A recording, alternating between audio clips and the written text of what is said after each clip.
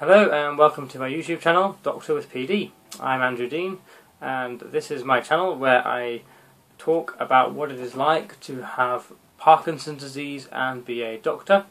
I am 37 and I'm a consultant geriatrician, which means I'm a consultant doctor with a specialist interest in older people, which does interestingly include people with Parkinson's disease. I've done years of Parkinson's clinics as a trainee, and now as a consultant I do see people with Parkinson's disease regularly. So therefore I think I have a unique perspective as both a doctor and as a patient with interest in PD. As you can see from my channel, I've already uploaded 12 video blogs, which is just a video diary of what it was like to be diagnosed with Parkinson's disease. So my first video was recorded on the 24th of November 2017 and the latest one I put on there was April 2018. Clearly a lot has happened since that time, but I'm not going to bore you with all the details in this video. This is an introduction video to the channel where I'm trying to outline what the purpose is for. So as you may gather, at the age of 37 I do fit the category of young onset Parkinson's disease. So this channel is going to be hopefully helping people who are newly diagnosed with Parkinson's disease, who are young, those who know loved ones who have just been diagnosed with Parkinson's disease, or just for general interest, people who are wanting to know a bit more about Parkinson's disease from a patient's side of things rather than just an academic video on Parkinson's disease. I've got a number of topics that I think would be helpful for me to talk about, but I'd be very interested to know what you think I should be talking about on this channel. It is going to be just me talking to a camera. I'm not techie savvy enough to sort of do clever video animations. I hope that it's a helpful video channel for you to be a subscriber of.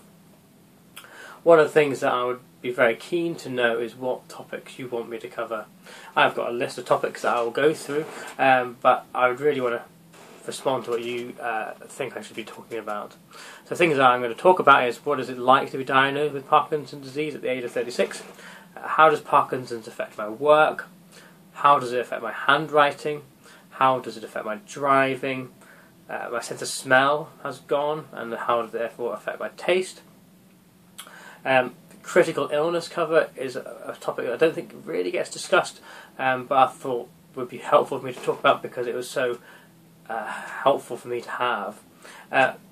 One of the things I'd also like to talk about is foot pain as my main symptom, which I think is related to dystonia. I also want to talk about my running and my walking. Why is it that I can run for a half marathon distance almost, but I struggle to walk, is an intriguing one for me to think about as a doctor, but as a patient I live that out. So that's the purpose of the channel, and I hope you find it helpful. I thought it would be helpful to also just outline very briefly, so you don't have to wade through all of the videos if you don't want to, a brief history of where I'm from and what I'm doing. So I work in the northeast of England as a consultant doctor, and I've been in the northeast since 2010. I trained in London, Guy's, Kings and Tommy's, left in 2006. So I'm now 13 years into my consultant career, in my doctor career, and I was diagnosed with Parkinson's disease in December 2017, and over the last year and a half I have slowly got more used to the idea that I have Parkinson's disease. It is a bit of a game changer, it does change your life, but I'm hopeful that people will see it doesn't take over your life unless you let it do so.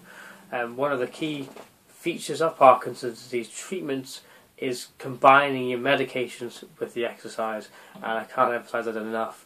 So if you have young onset Parkinson's disease, I do really strongly recommend you put exercise into your treatment plan. So I take medications. I'm on Rasagiline every morning since December 2017. I've taken that, and since January 2018 I've been on Sinemet or L-Dopa, 62.5 initially 3 times a day, and then up to 125 3 times a day since March, and I have been on 4 times a day Sinemet since September. People may notice that that's a relatively quick increase, but it was basically me presenting relatively late for treatment, and my symptoms justified the increase. I've not increased since then, and I don't really want to unless I desperately need to. But we can talk about medications another time. But that's where I've come from. My exercise regime is going to be talked about in another video, but it includes Pilates, running, swimming, climbing and weightlifting. So please like, subscribe, share widely, and please comment below with your questions and what topics you'd like me to cover.